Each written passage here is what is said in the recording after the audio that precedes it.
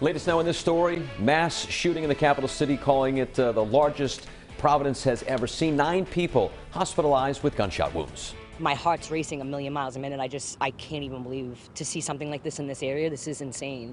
Like, my heart's racing right now. I don't even know what to feel or think.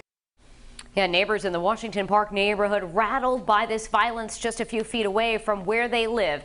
So this was first breaking news last night on 12 News. Police saying this happened between 2 groups that knew each other. More information expected to be released later today. Kate Walsh live at the Providence Public Safety Complex this morning, working to learn more about what happened and also updating what investigators told us last night.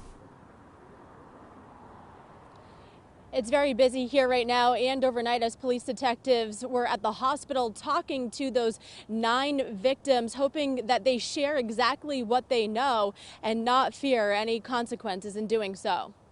A promise to a shaken community Friday morning, hours after what's being called the largest shooting in the history of Providence. You clutch your family like a little bit tighter that night, but I've assured them that we're going to have some extra patrols and extra security in this area for the coming days.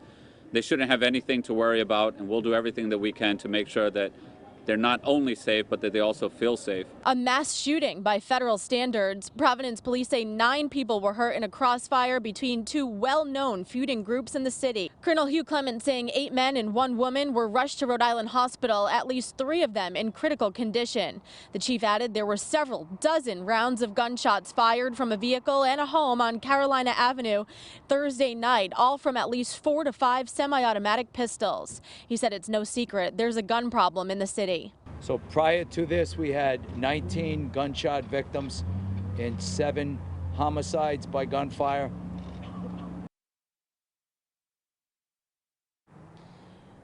Chief Clements said there were several dozen rounds of gunshots fired between the 2 groups on Carolina Avenue.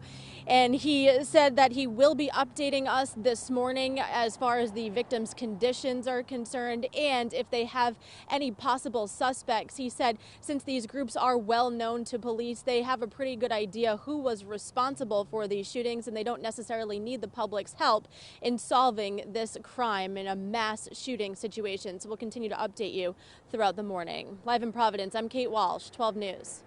Kate, thank you, and stay with us for continuing coverage as we'll be checking back in with Kate throughout the morning for updates. And coming up at 7 over on Fox Providence, our law enforcement analyst, former State Police Colonel Stephen O'Donnell, will join us live in studio. You can also find updates throughout the day on our website and the 12 News app as well. We're expecting to learn more this morning about last night's mass shooting in Providence. It sent 9 people to the hospital. So police telling us this was not a random act of violence and that some of the victims may also be suspects in this case. Happened on Carolina Avenue, which is off of Allen's Avenue, not too far from the Cranston line, also a few blocks away from Indiana Avenue, the scene of the most recent homicide in Providence last month. 12 News reporter Kate Walsh is picking up our coverage live outside of the Providence Public Safety Complex. Kate? Well, police detectives have been busy throughout the night. They've been at Rhode Island Hospital interviewing those victims, trying to get information from them about what they possibly know and if they can point to any specific suspects in this case. We are expecting an update from police on their investigation sometime later this morning. And Providence Police Chief Colonel Hugh Clement said that this is considered by federal standards to be a mass shooting. It's being called the largest shooting in the history of Providence. We find as many as 8 or 9 victims. We believe it's going to be 9 victims. 8 men, 1 woman, at least 3 in critical condition. Providence Police Colonel Hugh Clement saying most of the victims are believed to be involved in 2 well-known feuding groups. A targeted attack on Carolina Avenue in the Washington Park area of the city, right near the Cranston line. Despite our best efforts, we've taken a lot of guns off the street this year, almost double the amount of last year. And we've spoken about that. We don't shy away from the fact that we have a gun issue in this city. It's unfortunate that young men in this community have no regard for life at times. The chief said there were at least 4 or 5 guns used, all semi-automatic pistols. This was the scene at Rhode Island Hospital, a heavy police presence and a long night for detectives questioning the victims in the hospital. Mayor Jorge Alorza urging all victims to cooperate with police. Oftentimes the victims know who's responsible.